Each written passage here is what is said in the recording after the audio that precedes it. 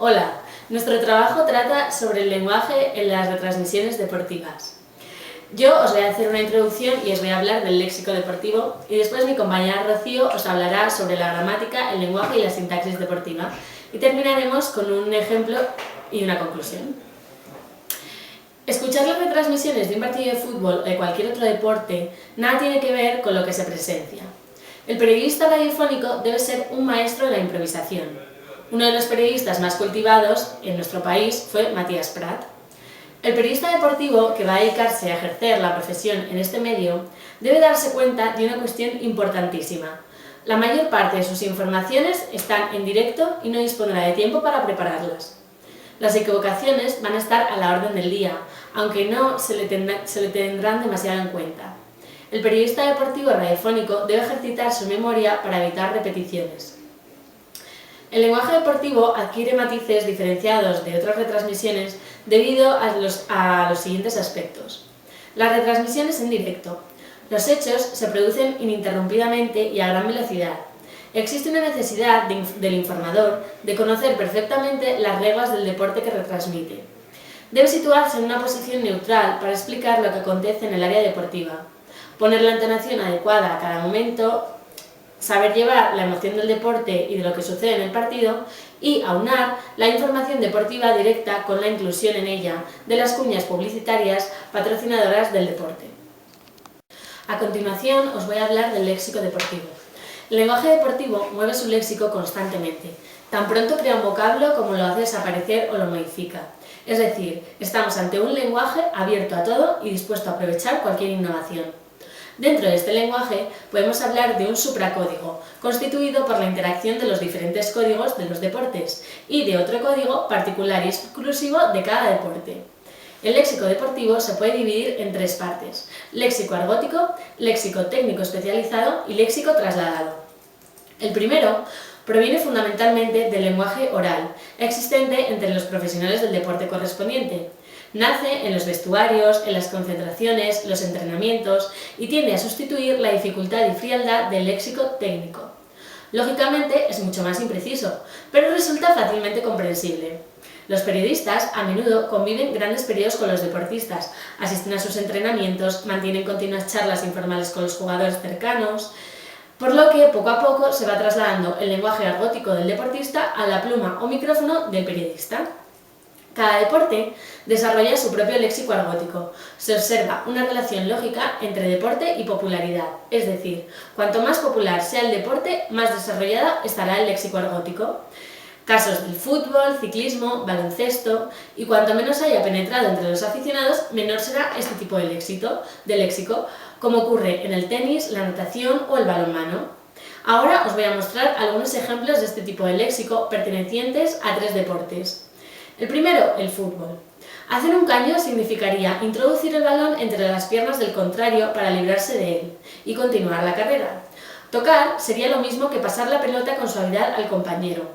Picar significaría elevar el balón por encima del contrario y hacer una vaselina sería pasar el balón bombeado desde lejos por encima del portero. En el caso de ciclismo, andar con una sola pierna significaría estar sobrado en fuerzas en una carrera. Pájara sería el desfallecimiento de un ciclista en carrera por no ingerir alimento. Quedarse clavado significaría no avanzar ni seguir el ritmo de los compañeros, y abrir huecos sería lo mismo que conseguir un tiempo importante en una escapada. En baloncesto se llama palomero al que se queda bajo la canasta para aprovechar algún balón. Poste sería lo mismo que pívot. Levantarse significaría tirar a canasta y se entendería por armario a un jugador fuerte de movimientos torpes. En el léxico técnico especializado predomina la denotación y la monosemia, en lugar de la sinonimia y la connotación. Se trata de un tipo de léxico bastante estable. El léxico argótico y el técnico se excluyen entre sí. Los deportes en los que predomina este léxico son los menos conocidos por el público. La fuente de este tipo de léxico está en la reglamentación de todos los deportes, porque es más preciso y justo. Se inicia en la lengua histórica del país donde ha nacido el deporte concreto. La cuna de la mayoría de los deportes procede de Inglaterra y Estados Unidos, por lo tanto, la lengua inglesa será la nodriza de estos términos, ya sea a través de préstamos o traducciones. A continuación os voy a mostrar algunos ejemplos de este lenguaje en los mismos deportes que he mencionado antes. En el caso de fútbol serían delantero, defensa, regatear, desmarque, área, chute. En el caso de ciclismo, maillot, sprinter, meta, contrarreloj, culot. En el del baloncesto, tablero, pasos, pivot, rebote, mate, playoff, tiempo muerto. En el caso del léxico trasladado, sus usos nos parecen el procedimiento más utilizado en el léxico deportivo. Por medio de ellos, palabras habitualmente empleadas en campos ajenos al deporte se trasladan al campo deportivo. El instrumento más utilizado en este cambio es el literario, como por ejemplo el uso de la metáfora o la sinécdoque. La razón de estos traslados hay que buscarla en el deseo del periódico de dar brillantez al relato, de transmitir expresividad y visualidad al acontecimiento deportivo. Los principales instrumentos de traslación son la metáfora. Vargas Llosa afirmaba que la prensa deportiva, basada en la exaltación de los sentimientos y la descripción de los estados de ánimo, encontró en ella, en la metáfora, el vehículo apropiado para la creación de mitos y mundos de realidades, que en conjunto han servido para desarrollar grandes pasiones deportivas. La radio fue el método que divulgó el uso de la metáfora, porque tenían una necesidad de visualizar el juego por medio de la palabra, por lo que se creó la imagen.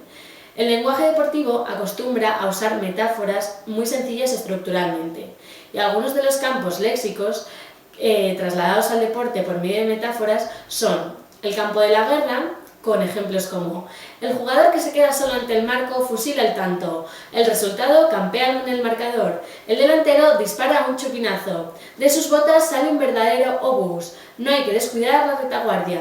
O en el campo de la de la religión, que diríamos Schumacher, quien se hartó de reñir y de reclamar poco menos que los auxilios espirituales. La sinécdoque concretiza y condensa el significado al buscar la manera más concisa de expresar las ideas, fomentando a la vez el realismo.